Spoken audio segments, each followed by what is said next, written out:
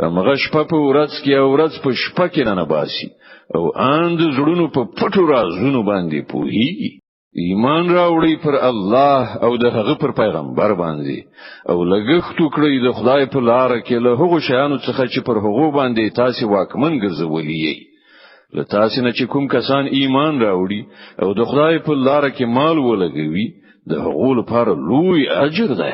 پر تاسو باندې څه شوي دي چې پر الله ایمان نه راوړي په داسې حال کې چې پیغمبر تاسو ته پر خپل پروردگار باندې د ایمان راوړلو بلنه درکوي او هغه له تاسو نه ژمنه اخیسته ده چې تاسو پر اختیا منون کیږي الله هغه ذات دی چې پر خپل بنده باندې څرګند روخانه آیاتونه نازلوي ترڅو چې تاسو له تیارونو راوباسي رڼا ته مراولي او حقیقت دا دی چې الله پر تاسو ډیر خواخوږی او مهربان دی او تاسو باندې څه شوي دي چې د الله په لار کې لګښت نه کوي په داسې حال کې چې د زمکه او اسمانونو میراث د همدې الله لپاره دی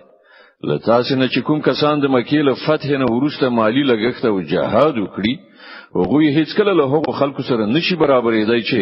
هغه د مکې له فتح نه مخکې مالی لګښت او جهاد کړای دی د هغو درجه په وروسته وخت کې له مالی لګښت کوونکو او جهاد کوونکو څخه ډیره ستره ده اگر که الله لدی دواړو سره غوړه وعده کړی ده چې تاسو کوی الله ورڅخه خبر ده څوک دی چې الله ته پور ورکړي خپور څو چې الله هغه ته څو چنده زیات بیرته ورکړي او د هغه لپاره غوړه اجر ده